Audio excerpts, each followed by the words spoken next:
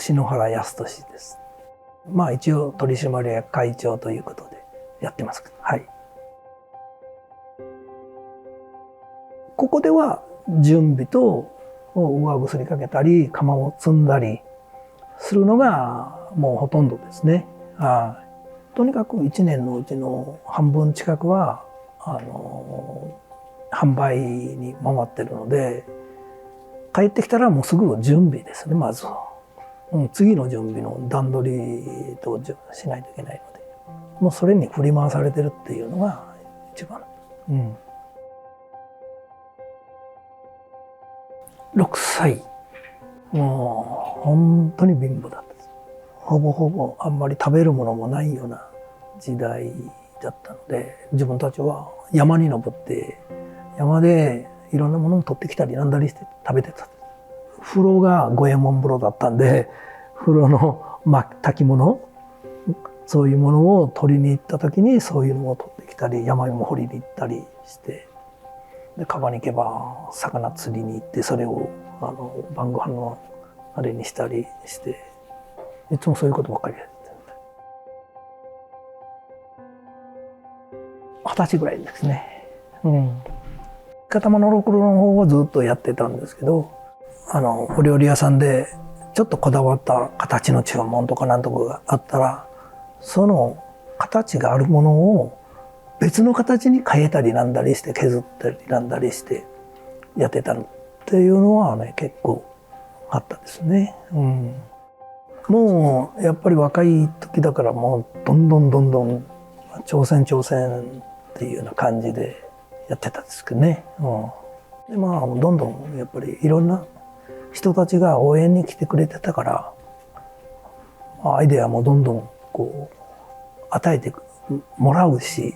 雑誌とかなんとか見てたらどんどんこうなんかこう湧いてくるしっていうような感じではあったんですね、前はね。昭和50年の後半ぐらいがやりたい放題やれてる時だったんです。32、3から5、6、7、8、40前ぐらい。原点は小染付っていう本が原点になって、その中国の1500年代ぐらいのその焼き物がベースにあって、でその後のそれを影響を受けた小伊万里の骨董もそういうのが全部参考になって、ずっと今でもそういうのがその影響なんです。何を作ってもどんどんこう売れていくっていう状況だったんで、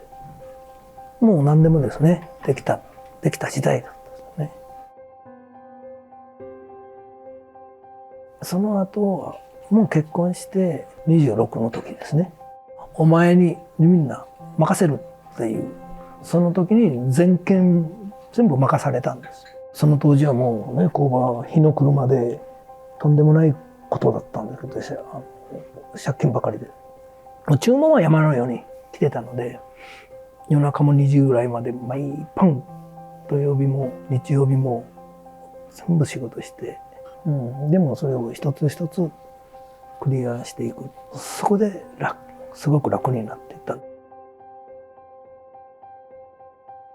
うちの親父はもう全然任せたらもう何も一言も言わないで、そのまんま、全部自分のやりたいようにやらせてくれたんですね。親父は何も言わなかったですね。本当の職人だったからですね。そこら辺はすごくやりやすかったです。もう感謝しかないですね、それは。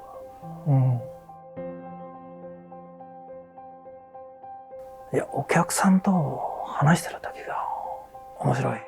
いや、買っていただいて、翌日に買い足しに来られるっていうお客さんがたびたびいてくれるんで、もうそれが一番嬉しいです。使って、よかったって言って、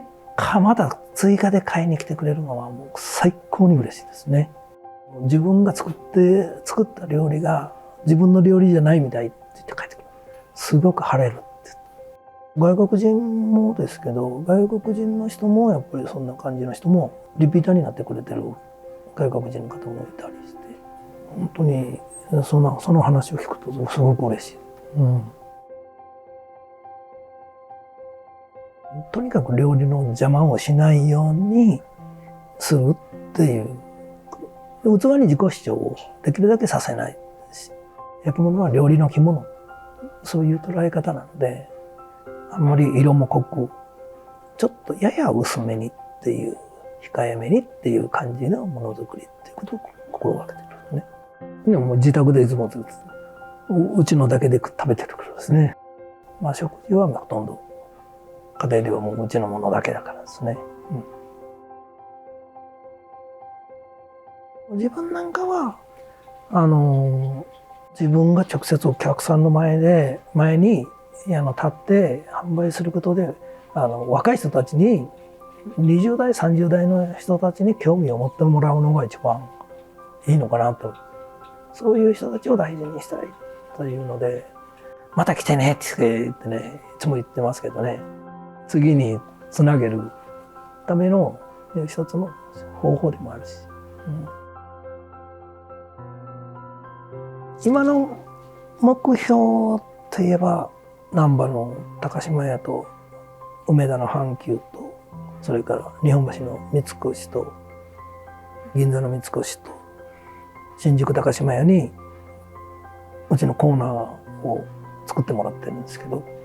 それをやっぱり旗艦店、デパートさんの旗艦店のところに全てにうちのコーナーがこうできていくのが、作っていくのが目標なんです。行ってそこで販売をしながらデパートの人と話して、そこに売り場のスペースをちゃんと確保するというのがですね、やっぱり一つの自分の目標ではあります。そうするとまたそこでファンが増えていくので、